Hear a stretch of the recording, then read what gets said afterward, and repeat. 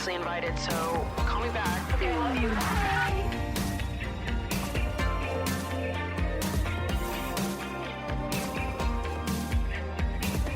What's up, you guys, and welcome back to Emotionally Online, the show for spilling guts and sharing secrets, hosted by yours truly, the one and only Maddie Drosbeck. How are we doing?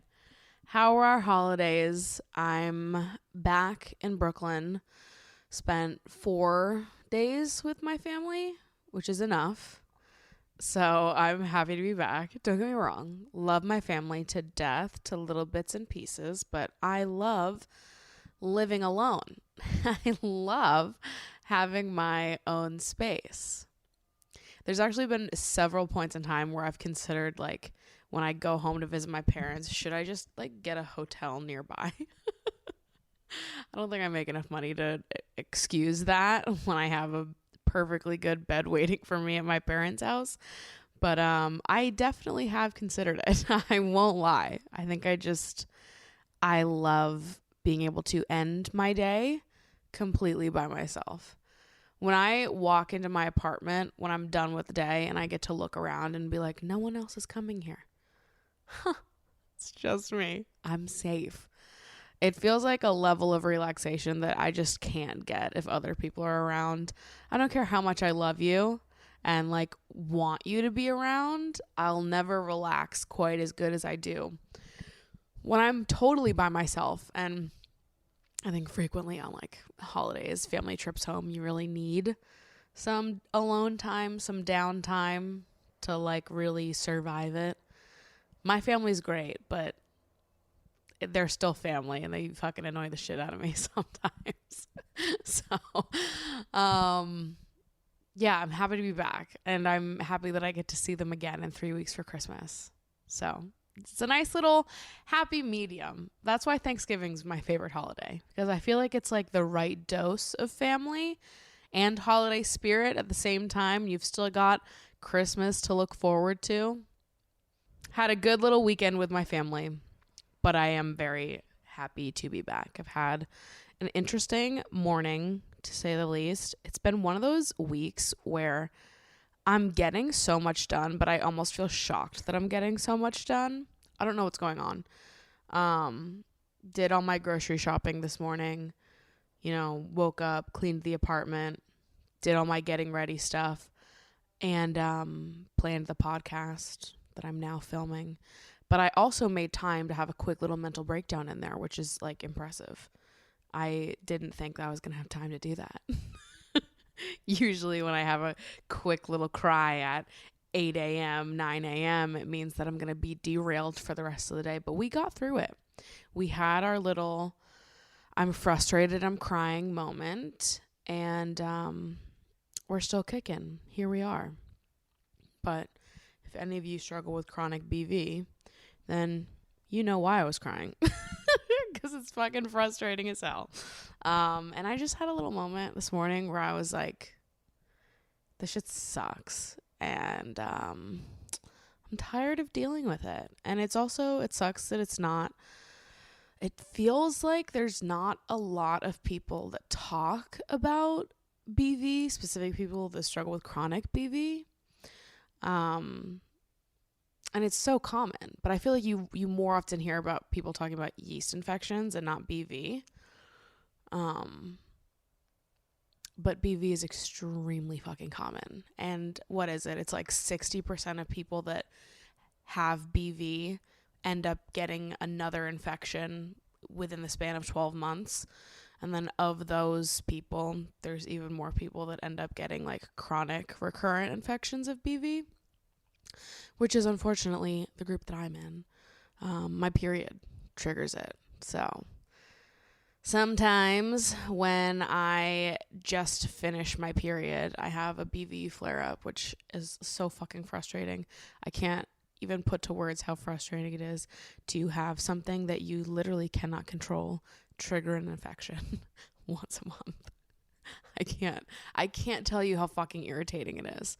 So I've been working with doctors to try to find a solution for me for the last year and a half. So Still, I have not found anything that works to truly keep the infections away. I think I've had 6 BV infections this year, which is way more than anyone should have to deal with in 1 year. So I've been feeling a little frustrated about that and had a good cry about it this morning. And here we are. So shout out to all my BV girlies out there because it fucking sucks. And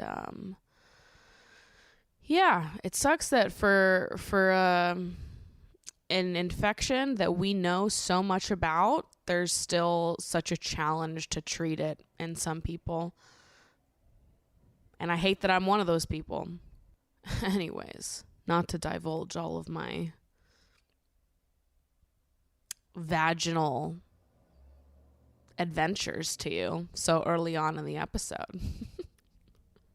But what is a sleepover if not an opportunity to swap vagina stories? There's my vagina story of the day.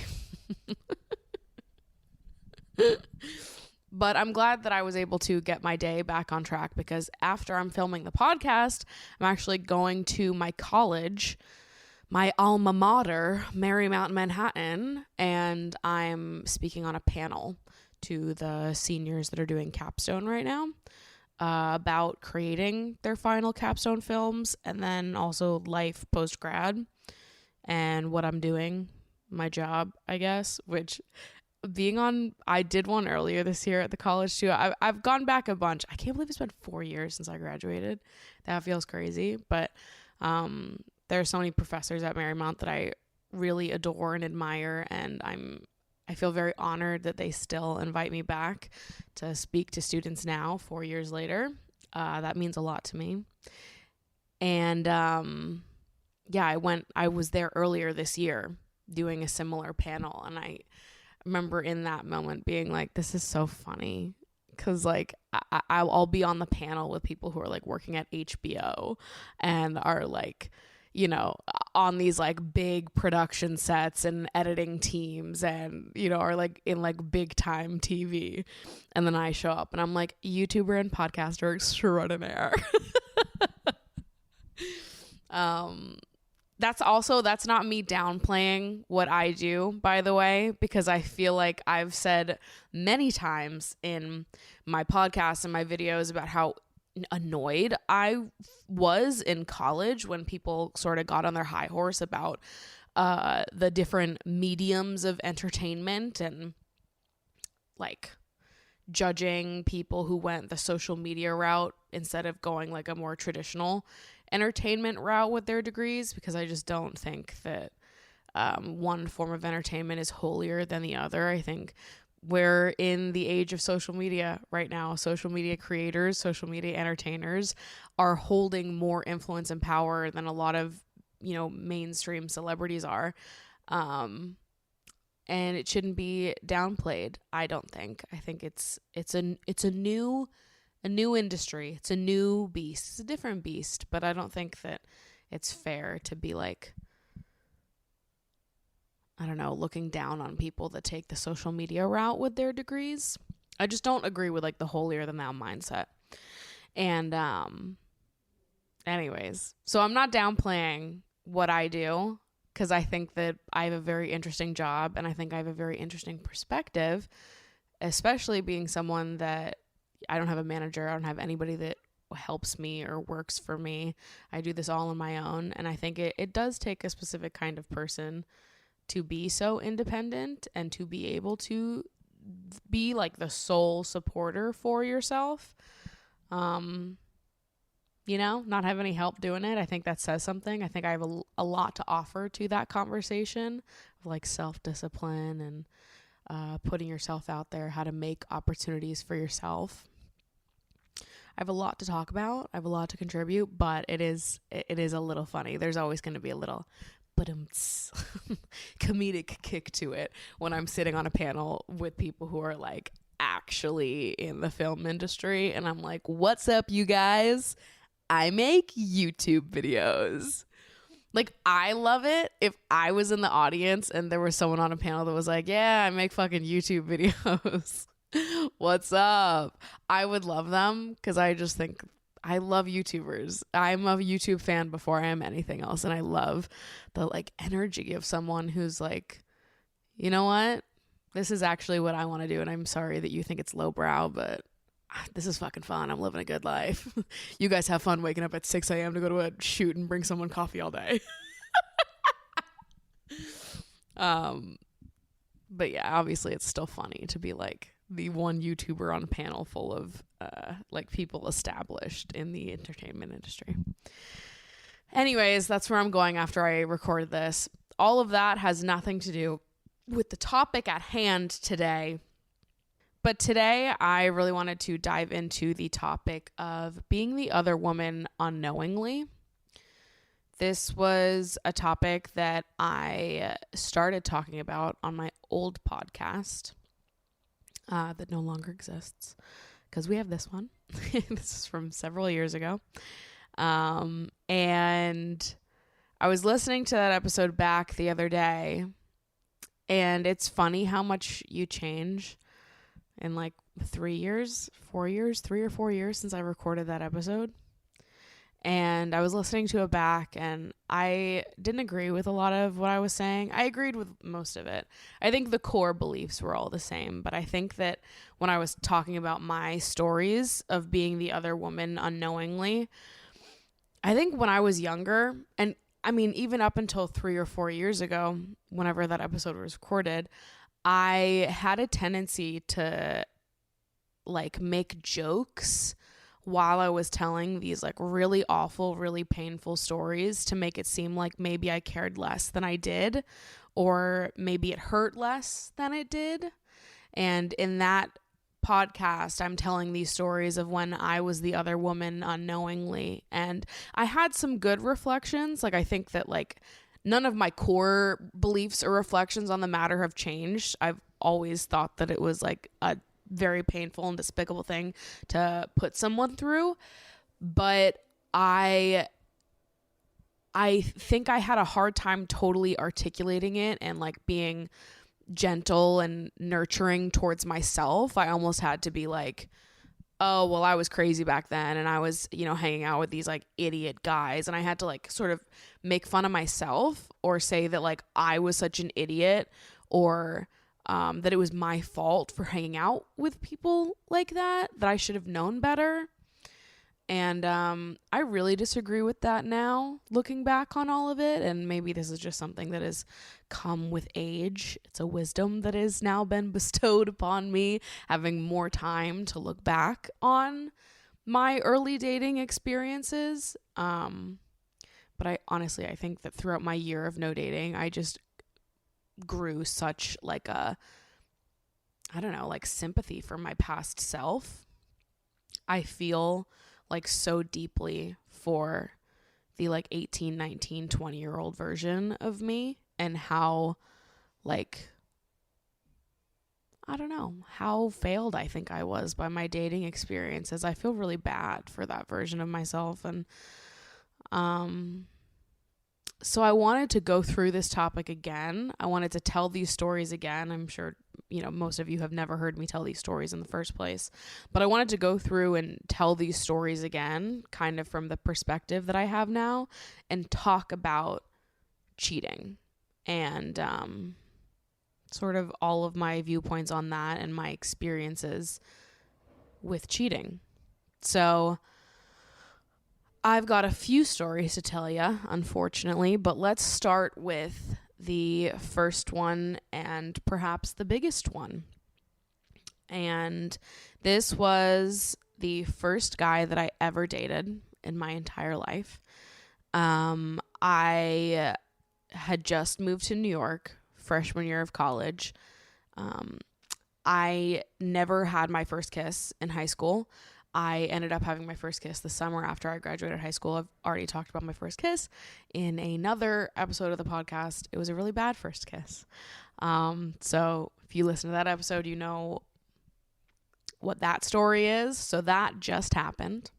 And then I went to college, and I think the only thing that happened my fall semester of college is that I gave a hand job in Central Park at like 9 p.m., Wouldn't do it again, but that was something that happened my freshman year of college. So I was like very much a baby in like my experience levels.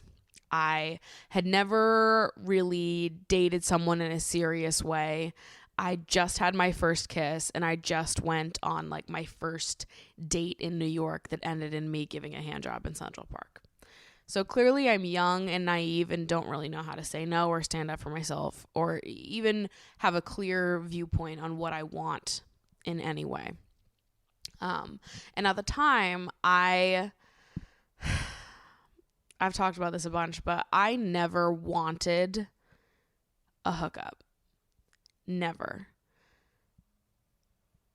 I think now sometimes I'll look back on like videos I made, and even in the podcast 3 years ago, I like made some joke about, or I said something about, like, it's in passing. This is going to be very out of context. I don't know what I was saying it in a relation to, but I said something about like, being interested in casual sex and like having casual dynamics that worked for me. And now I look back on all of those, and I don't think I've ever been in a casual dynamic that worked for me, because I just don't think it's what I want. And I don't think it's ever what I've wanted. And I think that I got roped in to the world of casual sex and hookups when I moved to New York without even realizing that I was being looped into it.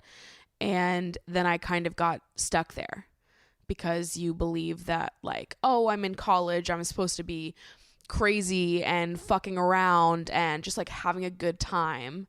You like think you're supposed to do that at that age. And I think it had a lot to do with how men treated me as well, where I had never been paid any attention my entire life. And then I got to New York and a lot of men were paying me attention, but it was a lot of sexual attention. But nobody had ever looked twice at me. So I don't think I knew what to do with that. All of a sudden, I felt desired, I felt attractive, and I wanted to feel more of that, even though it was never being shown to me in the way that I really deep down wanted it to be shown, which is that I wanted romance. I wanted someone to love me. I wanted someone to really get to know me and see me and think that I was fantastic. So I started dating in New York, and I think I always believed that like even if things turned into like a long-term hookup situation, that they could evolve into a relationship. And so I was always very naive and very hopeful that the situations I was involving myself in would grow to be what I wanted them to be, even if in the moment I wasn't totally satisfied. But mind you, I didn't have the knowledge or the words to put to all of these feelings. Now I can sit here and tell you all of this, but in the moment, I don't know that I even understood how I was feeling. I think in the moment, I was just like, I like the attention. I like being able to explore sex in a way that I've never been able to explore it before because no one's been interested. And I know that I feel weird and sad a lot of the time, but maybe if we just push through it, if we get to the other side of it, if I commit to trying with this person, that they will at some point start loving me because of the amount of time we're spending together. I don't know. I don't think I thought about it that much. I wasn't thinking about it in a critical way. I didn't understand how I felt in the way that I do now, being older and being able to look back on how I was at that age. So I'm 18, 19 at the time. I meet this guy on Tinder. And we talk for 3 months before we end up meeting in person. I think part of that was because of the holidays, and I was dorming my freshman year of college. So it was like I went home for Christmas, and then I was gone for the entire month of January, but we started talking in November. So I didn't end up meeting up with him until February. February rolls around. It's the first weekend in February 2016. It was the weekend of the Super Bowl. I only know this because I lost my virginity on the day of the Super Bowl. It was a Friday night, and we had planned to go on our first date. And this was really my first serious date ever, like where you're going out to a restaurant and sitting down kind of date. I had never been taken on a date like that before. I was a freshman at Marymount, and he was a senior at NYU. And we go out for dessert at this restaurant, and we sit and we drink and we eat, and it's going well to my memory. And after that, he walked me around his neighborhood. He lived in the East Village, and we walked around, and he showed me his favorite spots, and we just talked, and there was definitely a vibe there. And we ended up going back to his apartment, but nothing happened. I believe we just kissed, and that was it. And then he asked me if I wanted to go out again the very next night. So the next night, on Saturday, we went to a midnight movie at the IFC. They were showing The Breakfast Club. So we saw The Breakfast Club at midnight in a movie theater. So after the movie, we head back to his apartment, and I ended up sleeping over that night. And then in the morning, we woke up and we had sex for the first time. He asked me if we could, and then I told him that he needed to wear a condom, and he ran over to the Rite Aid nearby, and that was my first time having sex. And I'd say it was a good first time, all things considered. I think in that moment, I felt really happy about it, and I felt really comfortable, and I thought it was just fun, and the sex was good. I think looking back now, it all feels differently, knowing how things changed with this guy going forward. But in that moment, I felt good about all of it, and it was a good first time, all things considered. I don't have anything negative to say about that first weekend. So at that point on, we started seeing each other very regularly. I was over at his apartment like 2-3 nights a week, and we continued going on regular dates together. I thought that we were moving towards being in a relationship. That's what I wanted. I just had like the biggest, fattest fucking crush on this guy. I had never experienced someone treating me like that. I had never had sex with someone before. So I think it was all of these first things at once. It was my first real date. It was like the first guy that had really paid me like undivided attention, that wanted to be with me, that was planning thoughtful dates, that I was intimate with. We had a lot of things in common. He was really just my first for a lot of things. So we're seeing each other regularly, and the whole thing was a mess, honestly. I remember my friends at the time always trying to fight me out of going to see him because they all thought he was so awful. And they were right. They were so fucking right. But I couldn't see it at the time. And I just thought, I don't know. Anytime I came home crying or was upset about something he did or said, I don't know. I just convinced myself that I was the problem, that I was being too dramatic, too sensitive, too whatever. All things that we've talked about on this podcast before. This is baby Maddie. This is young Maddie. This is my first experience ever. And he was never delicate with me. He was never super kind to me. I don't think he ever thought twice about the fact that he was my first. He knew that he was my first before we had sex. He knew how important it was to me, and I think he should have known better than to be so reckless with a young 18, 19-year-old girl who was clearly infatuated with him. So that's disappointing looking back on now, like a 22-year-old who should have known to be a little bit more careful, but was ultimately too selfish.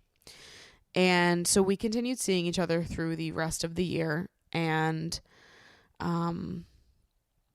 he was set to move to Prague at the end of July. He was graduating from NYU and then moving to Prague to go teach English to adults. We had like a weird dynamic going on in June and July of that year, and I think it's because neither of us knew what was going on, or I didn't know what was going on, rather. At this point, I was still convinced that we could have been in a relationship, and he definitely wanted nothing to do with me from the start. He just wanted sex, but I think he was even feeling conflicted at the time, maybe not knowing like how far he should take it up until the point where he moved to Prague. But yeah, here I was, just oblivious as ever. And in July, I was moving into my first New York City apartment, and I was there for a week by myself, and I knew that was probably going to be my last opportunity to see him before he moved to Prague. So I had made plans with him, and then throughout that week when I was there, I just stopped hearing from him, and he wasn't responding to my texts, and he just like full on ghosted me. And so my week in New York was done, and I went back up to my parents' house. I was going back and forth that summer, and the day after I left, he texted me and said that he had made a mistake and that he wanted me to come back to New York. And me, like a fucking idiot, literally got on a Greyhound bus back to New York less than 24 hours after I had gotten back. Went back to New York, made plans to see him again, and then he ghosted me again. And then like 2 days later, he moved to Prague, and I never saw or heard from him again. That was until New Year's of that same year. I promise I'm going to get to the heart of the story in a second. I just want to give you all the build up, the full story, so you get exactly what the dynamic of this was. How absolutely unequal this dynamic was. So New Year's comes around of that year. To this day, this is the only New Year's that I've spent in New York City. I think I'm planning on spending New Year's here this year, but I've only spent one New Year's in New York City. Of the 7 years I've lived here, I've only spent one. And he, for whatever reason, was back in New York for that New Year's, and he reached out to me. And the second I saw his name appear on my phone, I was sobbing. I was with my friends, just like it like, I don't know, it triggered something in me because I was sobbing the minute he texted me. And so we made plans to meet up later that night after both of us had celebrated New Year's with our friends. He ended up coming over to my apartment, and we hooked up. And I remember during our hookup, he kept saying how much he had missed me, and just like what a mistake he had made. And I remember not having that much of a reaction when he was saying things like that, because at that time, I think I understood that he was bullshitting me and that he was a liar. I had had 6 months away from being around him all the time to understand that he never really cared about me. Clearly not enough to not want to have sex with him. But when he was saying he missed me and he made a mistake or whatever, I didn't start believing that meant anything was going to be different. I understood that we were just having sex this once, because I fucking was obsessed with him. And I honestly, at the time, I had hooked up with other people in the 6 months after he and I stopped talking, and he was in Prague, but it was it wasn't as good. So I think that was probably playing a part there too, where I wanted to have sex with him. But after he left, after it was over, I felt kind of like, this is done. Like, I didn't want to talk to him more after seeing him. I didn't think that we were going to keep talking, and we didn't. I never heard from him again after we hooked up. Never. 2 months later, I was on Facebook, and the thing about this guy is that he did not have any social media.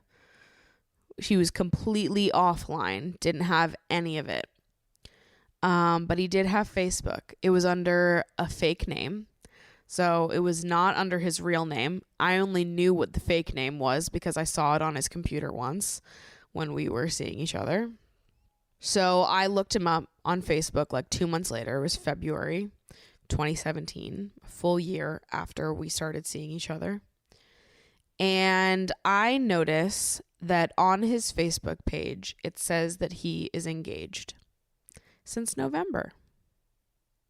He has a full-on fucking fiance in Prague. And I sit there and I stare at my screen and I'm like, this can't be real. I had sex with him in January. This says that he has been engaged since mid-November. That does not sound good. So I had no idea how to process that information or what to do with that. I felt like so gross and icky and just like, how could you do that? How could you do that to me specifically? I think at the time I felt like I so trusted you and I loved you. I thought that I loved you. You know, I thought that's what love was at the time. Now, I will say that I don't think I've ever been in love before. I think I was infatuated with him.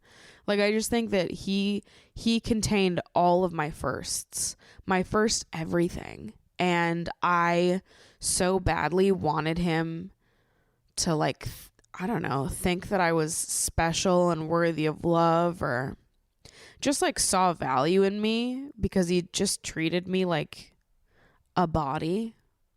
That being my first experience in dating really fucked me up.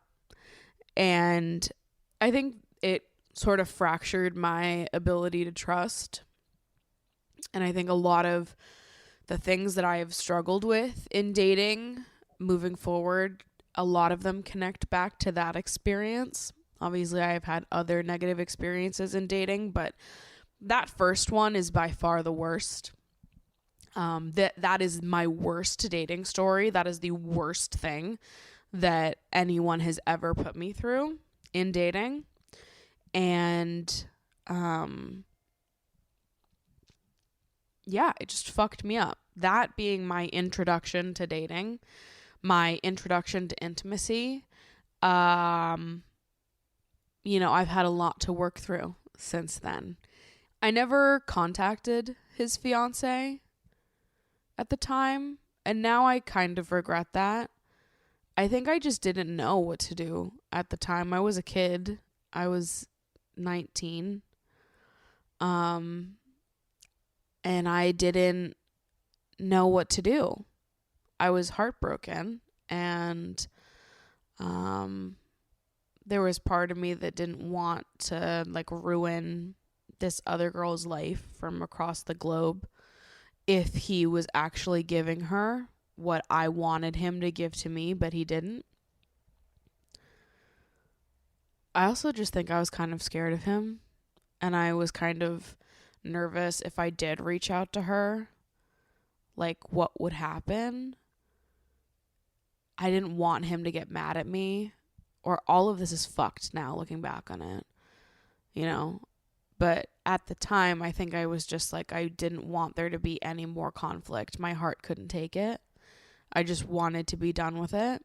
So I never contacted her or said anything. And yeah, it's definitely not the way I would handle it now. Let me put it that way.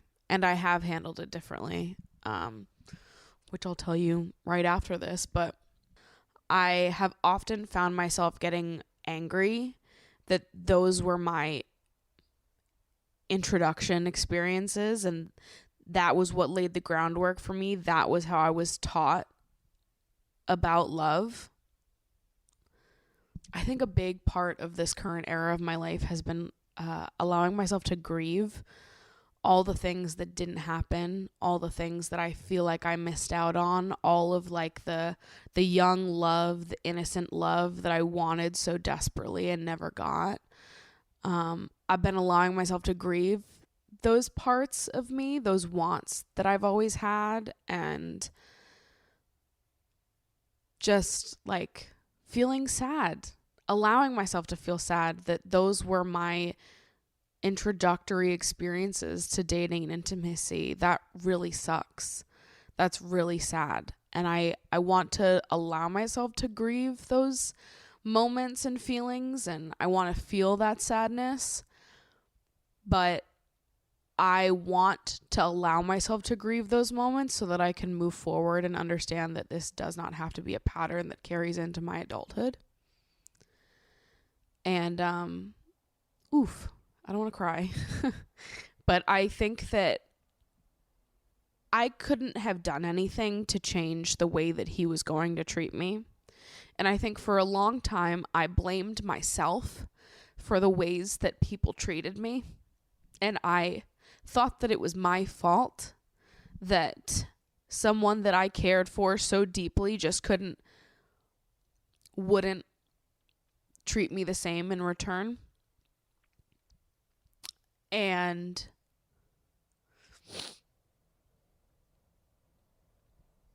there's been a lingering fear in me through my transition from being a teenager, being a young adult, to now building an adult life for myself, where I have worried that that everyone would treat me like this,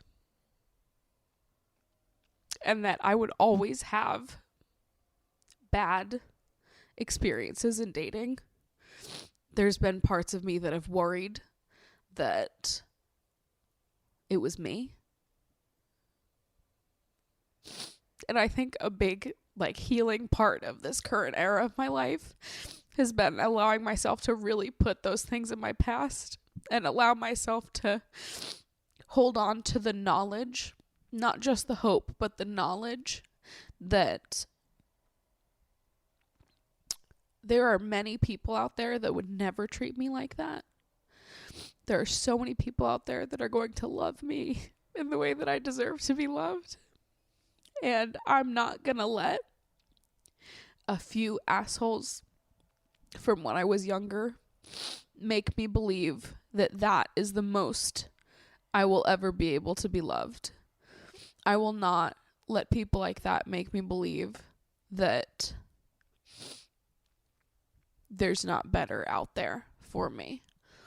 But yeah, there have been many moments where I looked back and just felt so overwhelmed that those are my experiences, and I wanted so badly to just get rid of them and be like, why couldn't I have had innocent love, gentle love? Why couldn't that have been the way that I learned? I felt really robbed of that. I still kind of do, but I think I'm just trying to let myself feel that, but also remind myself that my opportunity for innocent and gentle love has not passed. And just because I'm getting older doesn't mean that I won't be able to have that I won't be able to find someone to really take care of me, my heart, in the way that I hoped that people would have with my younger self. Oof. I was not planning on crying in this episode.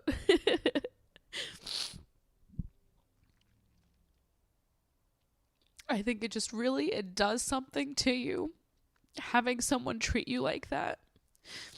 Not only having someone totally discard you and, just sort of be cruel to you throughout the process of dating you, but then to find out that you were the other woman unknowingly, that someone could put you in that position, it feels so awful. And yeah. So that was my first experience in dating, and my first experience being the other woman unknowingly. Now, this happened again more recently in my life, so I want to tell that story as well.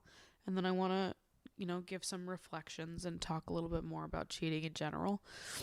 But this next story happened in 2019, fall 2019. I matched with this guy on Hinge, and we started talking.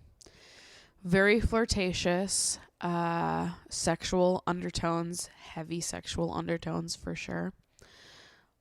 We were talking for probably about 3 weeks through text. Followed each other on Instagram. He would comment flirty things on all of my Instagram photos. So this was, we were publicly flirting.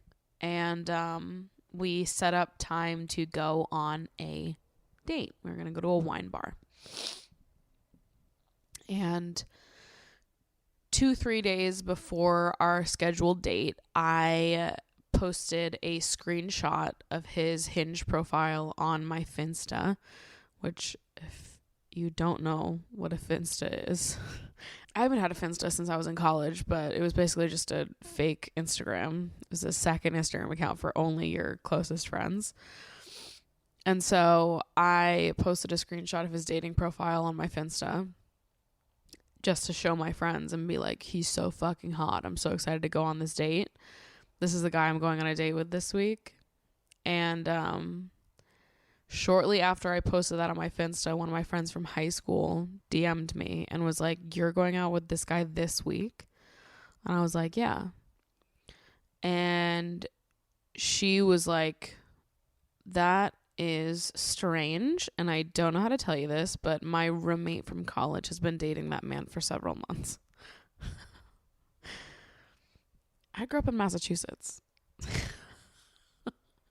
Like, I live in New York. I grew up in Massachusetts. They didn't go to college in New York. This is a college not in New York that they went to.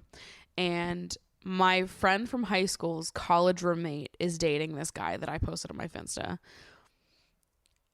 A lot of things had to align in the universe for this to happen, because what are the fucking odds of that? So after I found out that this man had a girlfriend, I ended up speaking to her. We DM'd on Instagram. I told her what was happening. She thanked me for being honest with her. She's incredibly beautiful and incredibly kind, and the whole situation made my heart hurt for her, because it was just so ridiculous. Like, you have a beautiful, loving girlfriend, and you're going to go on Hinge and talk to me for what? You're taken. And then you're going to flirt with me, talk to me, make plans to go on a date with me. No, you're going to flirt with me publicly, which he was commenting on all of my photos. And so when she followed me on Instagram when we were talking, she's going through my profile and she's seeing all of the times that he's commented on my page. And she's going through and liking every one of his comments in my photos. And I'm watching it happen. I'm just scrolling through my notifications and I'm like, go off. Drag him. And then you go to her profile and you realize that he was copy and pasting the same comments on her photos and on my photos. He wasn't even original in the ways that he was hitting on me. He was literally like hitting on his girlfriend, copy paste, hitting on me, some random bitch off Hinge. I cried so hard that night when all of this was going down. Not because I cared for him. I didn't even know the guy. But I was crying because I was so upset. I was so angry that I got dragged into making another woman feel like this.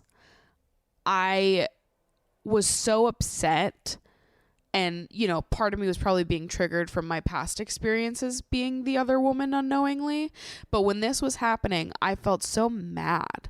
I was like, number one, how dare you drag me into this?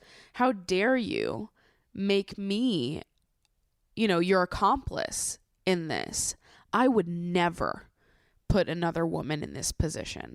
I would never pursue someone if they had a boyfriend or girlfriend. If I knew that you were in a relationship, that you were seeing someone seriously, I never would have talked to you.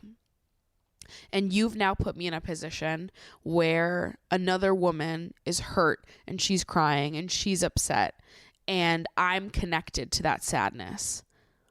You've now put me in a position where I have hurt another woman who didn't deserve it. And that makes me furious. And it just made me so mad. I felt so like, it's just an icky feeling. It feels really gross because it's not your fault, right? You had no way of knowing. You made your decisions, your choices based on the information you had at the time. And at the time, you thought they were single. You thought they were on a dating app, single. But it's so hard because you start to feel so guilty.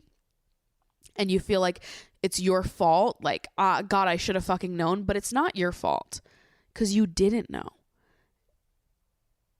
But you still feel that guilt of like, this is just icky and wrong.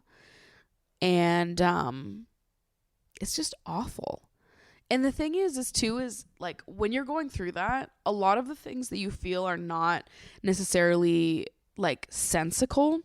Like I remember feeling like I wasn't good enough. And I know that's nonsensical because I don't want to be with him, right? I don't want to date a cheater. So I might sit at home and be like, well, why? I feel like I'm not good enough. Why was I not good enough to be the girlfriend? I was only the side piece. Why am I not good enough to be the main girl, to be the girl that's chosen? And I sit at home and feel that and know that it makes no sense that I feel that way because I don't even want to be with him. I don't want to be with a cheater. He's not a catch in any way, shape, or form. And there's also another side of it that's like, it double sucks because his girlfriend is feeling the same way. I'm sitting at home thinking, I'm not good enough for anyone to really choose me and love me and want to be with me. I'm only good enough to be the side piece that people have sex with. And clearly this is fueled by some of my other dating experiences. So I'm sitting at home thinking, I'm not good enough to be loved. I'm only good enough to be your secret, sex plaything in private. And his girlfriend is sitting at home thinking, why was I not good enough that you had to go find someone else? Why was I not good enough that you needed to go on Hinge and flirt with other women? And so we're both at home feeling like we're not good enough. No one wins, right? She's not winning just because she got the guy. She's at home heartbroken because he chose to go on a dating app and flirt with other fucking women. There's no winning. You both feel like fucking shit. And throughout that entire day and week that followed, I was angry. I was angry that I was involved in something that I never would have involved myself in. And it's scary too, because you really don't. I had no way of knowing that he was lying to me. And it just adds to like this fractured idea of trust where you're like, there's no universe where I could have detected that he was lying to me. I didn't know. I had no idea. And it's hard for those experiences to not stack on top of each other. And then you look at it and you're like, how will I ever know if someone's telling the truth to me? This could happen again. It's already happened before. And I didn't know both times. Someone could lie to me again. And suddenly it's like, I didn't even need to be in a relationship to have, trauma that follows me from being involved in cheating. I didn't need to be the girlfriend to walk away mentally fucked up from this. Okay? Now I've got trust issues from being the other woman unknowingly. And the craziest part of that story is that a year later, on the fucking dot, a year later, he DMs me on Instagram and said, "Are you still taking applications?" Am I fucking what?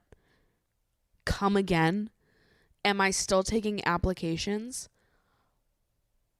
The way my brain went completely blank, like I could have literally committed homicide in that moment. I didn't respond to him. And then he, like 6 hours later, was like, haha, okay. I was like, what the fuck?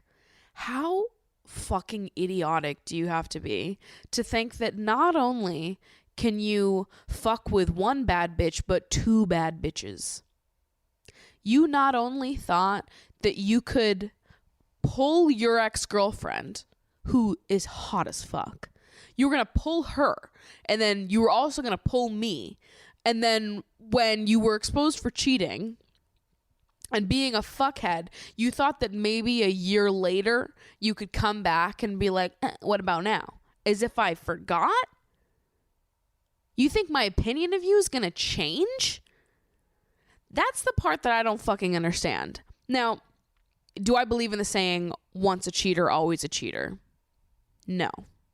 But what I will tell you is this. Once you have involved me in your cheating, you are dead to me. Once you have cheated on me, once you have used me as the other woman, once you have involved me in that kind of behavior, you might change for someone else. You will not change for me. I will not give you an opportunity to fuck me like that twice. No shot. No fucking shot. So when people talk about the phrase once a cheater, always a cheater, I believe that people can change and grow. Definitely. It does not happen overnight. I don't even think it happens in the span of a year. I think it takes a very long time for someone to truly change. I think it takes a long time of reflection and internal work and being single for people to actually change in that way. Do I think that most cheaters change? Probably not. Am I going to say that all cheaters stay cheaters forever? No. Because I think that some people genuinely make mistakes and they grow to learn from those mistakes. However, and this is the advice that I would give to anybody going through something like this, is that once they cheat on you, you can't believe that they're going to change for you. In my head, once they cheat on you, once they cheat with you, you should be done. Like sure, they might change. I hope they change. I hope that they never put another person what they put you through. But don't give them the opportunity to do better for you. They fucked it. They lost their fucking chance. And I get it. When people get cheated on, people stay in those relationships for all kinds of reasons. And I'm not going to judge you for whatever decision you make for yourself. But if I was your friend, if I was your best friend, and you came to me and said, Maddie, my boyfriend cheated on me, what do I do? I'm going to tell you to leave him every fucking time. Every fucking time I'm going to tell you to leave him. I don't care if he changes. He can change for the next bitch. And I hope the fuck he does. I hope the fuck he learns something. For the sake of himself and for the sake of the next people that he ends up dating. But once someone fucks on you like that, once someone betrays your trust like that, I think that it's over. Sure, people can change, but they're not going to change here. Leave it. That's how I see it. I think the conversation around like being the other woman, you usually hear about it from the side of like people being the other woman knowingly. I think we very rarely in like popular media have conversations about being the other woman unknowingly, because if you are the other woman unknowingly, you are very much a victim as well. You had no fucking idea. You were being deceived just as much as the other party was. But I think usually we hear about stories where someone is the other woman knowingly. They know the person is in a relationship. They know the person has a girlfriend, has a boyfriend, and they still pursue them. And I think people that do that are fucked. I think if you knowingly cheat with someone, then you're fucked for that. I think it is super fucked up. And, people say things all the time like, well, I don't owe them anything. I'm not in a relationship with them. Their partner owes them something. He's the one that's fucking up, but I'm not. Yeah, he's a fucking asshole. He's the one that made the commitment. I completely agree that he bears the brunt of the responsibility there to stay loyal because he's the one that decided to be in a relationship. But to say that there's no responsibility on you being the other woman is just fucking idiotic. To say that we don't owe each other kindness and respect just because we haven't made the outright commitment to respecting each other is just a fucked way to go through life. Personally, if you ask me, I think that we should be treating each other the way that we would hope other people would treat us. And I would hope that if someone knew I was in a relationship and my partner was trying to cheat on me, that they wouldn't go along with it and that they would tell me. That's what I would hope for. And it's also funny because I think a lot of the times people think that we cheated. He cheated on his girlfriend with me, but it's because I'm different and he's going to leave her for me and our relationship is going to be different. People think that there's something that separates them from being like the girlfriend, from being the person that gets cheated on. You're the person he cheated with. There's something better about you. You're more fun. You're more interesting. You start believing that if he leaves her for you, that he won't do the same thing to you. And I think that's a really naive way to look at it. I don't think that you should want to be with someone that has it in them to cheat. And yeah, people can change, but not with you. I think that once someone cheats on you or with you, it should be done. Being the other woman, you shouldn't start believing that they're going to date you and all of a sudden it's they're never going to cheat on you with someone else. They fucking might. Clearly they thought that it was okay to do it to their ex-girlfriend. You can't believe that you're different, that you're better. You're no better. There's nothing that separates us. I just think that being the other woman unknowingly is so painful. It's so unnecessarily painful. You didn't have to involve yourself with me. You didn't have to drag me into this. But you lied to me and you made me believe things were different. And you, in turn, have forced me to disrespect another woman that I never would have disrespected if I had all the information. And it feels really bad. It feels really fucking awful. I am glad that in this most recent story, I did talk to the girlfriend. And it's something that I would always do now moving forward. If I ever caught someone cheating, I would always tell the partner. Always. All of this just to say that if you are, or if you have been, the other woman unknowingly, I want you to know that it's not your fault and that you didn't deserve to be treated like that. You didn't deserve to be put in that position. I think though it makes sense that there is usually more comfort offered to the person that was cheated on, when you are the person that is cheated with unknowingly, you are suffering in a similar way. You feel pain in a similar way. Your trust is fractured in a similar way. It's not equal, but I just want you to know that you are not the bad guy here.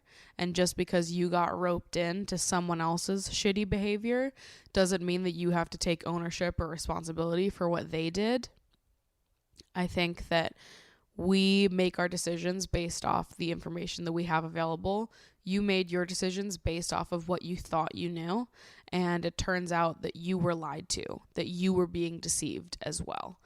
And I don't want you to put the blame on yourself. Because if you knew, you wouldn't have done it. And that's on the person who made that commitment to be in that relationship, to stay loyal to to that person. If you are someone that has been the other woman knowingly, I would encourage you to look within. If you think that you are any different, any better than the woman that he is with, you think that they will treat you differently, I promise you they will not. If they are willing to cheat with you, they will be willing to cheat on you. Do not fool yourself into thinking that you are somehow more special or more different or more unique than the other bitch. All right? You're not. And if they will cheat with you, they will cheat on you. Karma's a bitch. So be careful and perhaps consider being kinder to other people. And if you are the person that has been cheated on, I want you to know that this is not your fault either. And that you deserve a partner that you can trust, that is loyal, that you can depend upon.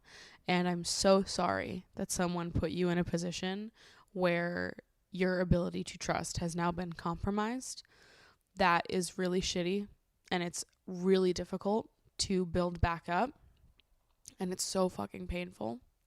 And I just want you to know that it's not your fault, and there's nothing you could have done to change this person's behavior.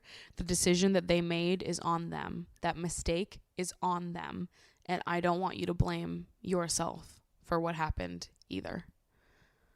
You were good enough all along, okay? This cheating, this person betraying you has nothing to do with you and everything to do with them. Don't take responsibility for their actions, for their wrongdoings.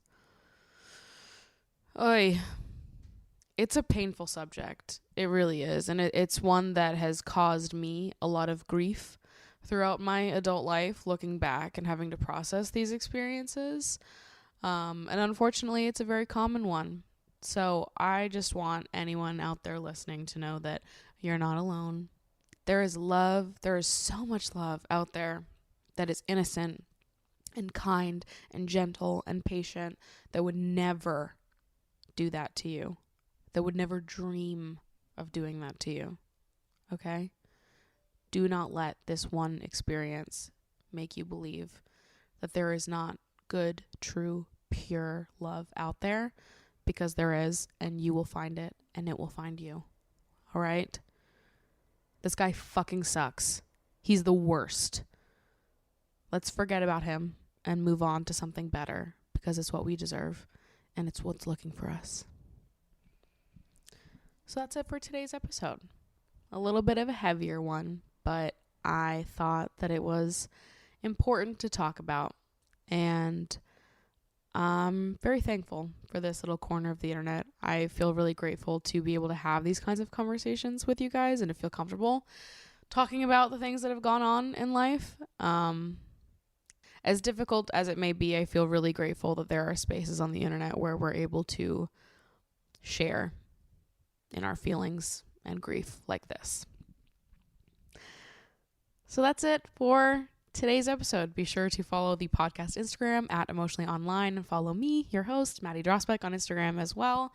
I love you guys so much. Thank you so much for listening, and I will see you next week.